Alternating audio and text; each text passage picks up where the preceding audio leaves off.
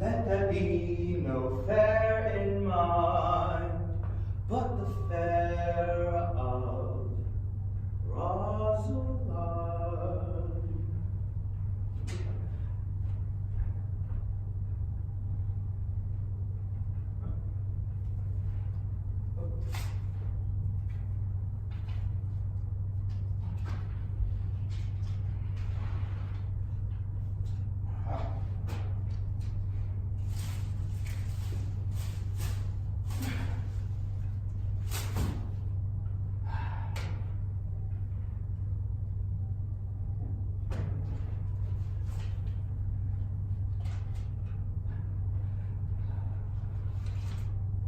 Let there be no fair in mind, but the fair of Rosalind.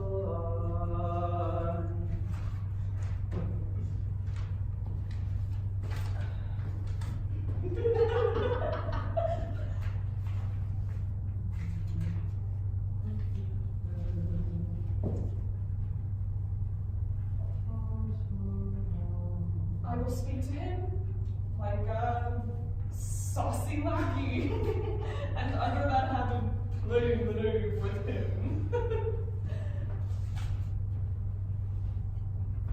Do you hear, Forrester? Very well. What would you? I pray you, what is the clock? You should ask me what time of day. There's no clock in the forest. Then there is no true lover in the forest. How sighing every minute and groaning every hour would detect the lazy foot of time as well as a clock. And why not the swift foot of time? Had not that been as proper? By no means, sir. Time travels in diverse paces with diverse persons. I'll tell you who time ambles withal, who time trots withal, who time gallops withal, and who he stands still withal. I pray you, who doth he trot withal? Marry, he trots hard with a maid between the contract of her marriage and the day it is solemnized. If the interim be but se'nnight, time's pace is so hard that it seems the length of 7 years.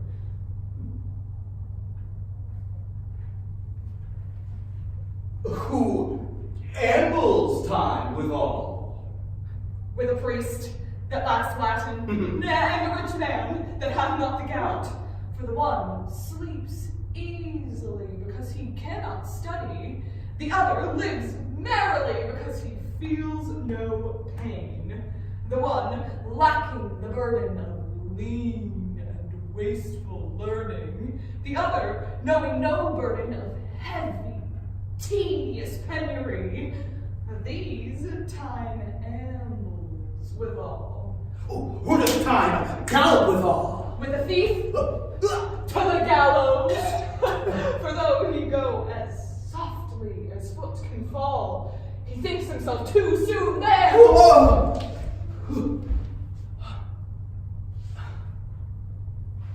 Who stays it still withal? With lawyers in the vacation, for they sleep between term and term, and then they perceive not how time moves. Where dwell you, pretty youth? With this shepherdess, my sister, here, in the skirts of the forest. Are you native of this place?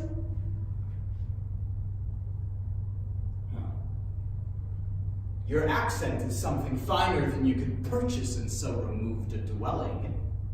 I have been told so of many, but indeed an old religious uncle of mine taught me to speak, who was, in his youth, an inland man, one who knew courtship too well, for there he fell in love.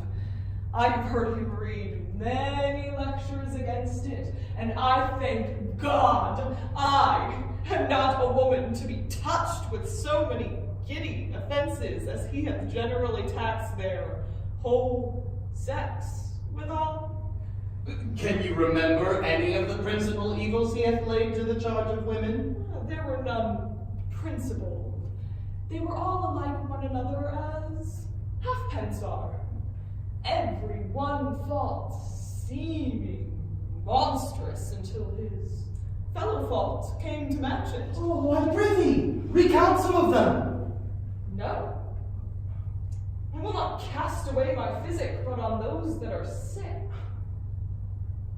There is a man, haunts the forest, abuses our young plants with carving Rosalind in their barks, hangs odes upon hawthorns, elegies on brambles, all, forsooth, deifying the name of Rosalind. If I could meet that fancy monger, I would give him some good counsel, for he seems to have the quotidian of love upon him. Why am he that is so love-shaked?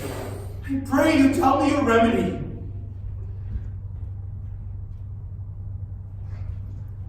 There is none of my uncle's marks upon you. He taught me how to know a man in love, in which cage of rushes I am sure you are not prisoner. What were his marks? A lean cheek, which you have not.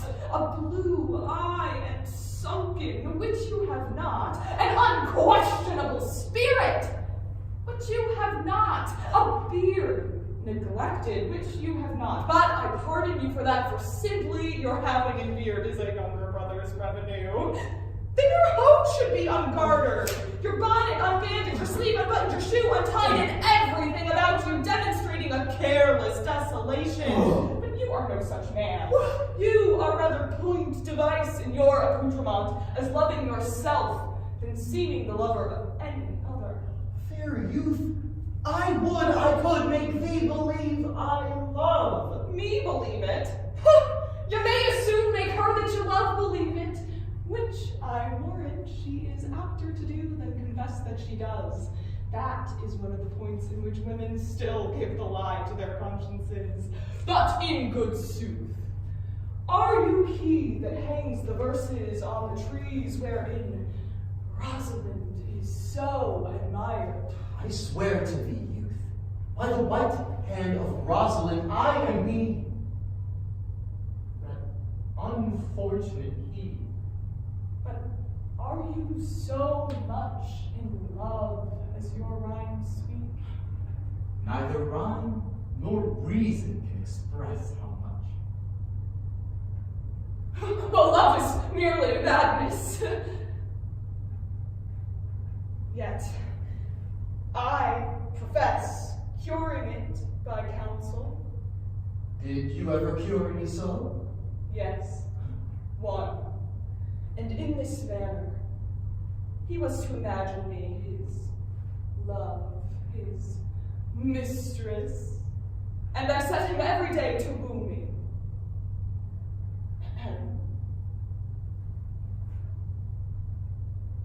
At which point would I be but a moonish youth? Grieve, be effeminate, changeable, longing and liking, proud, fantastical, apish, shallow, inconstant, full of tears, full of smiles, would now like him, now loathe him, then entertain him, then forswear him, now weep for him, then spit at him, that I drove my suitor from his mad humor of love to a living humor of madness, which was to forswear the full stream of the world, and to live in a nook merely monastic. And thus I cured him. And in this way will I take it upon me to wash your liver as clean as a sound sheep's heart, that there shall be not one spot of love in it. I would not be cured, youth. I would cure you. If you would but call me Rosalind, and come every day to my coat and woo me. Now, by the faith of my love, I will. Tell me where it is. Go with me to it, and I will show it you, and by the way, you shall tell me where in this forest you live. Will you go? With all my heart, good youth. Nay, you must call me Rosalind.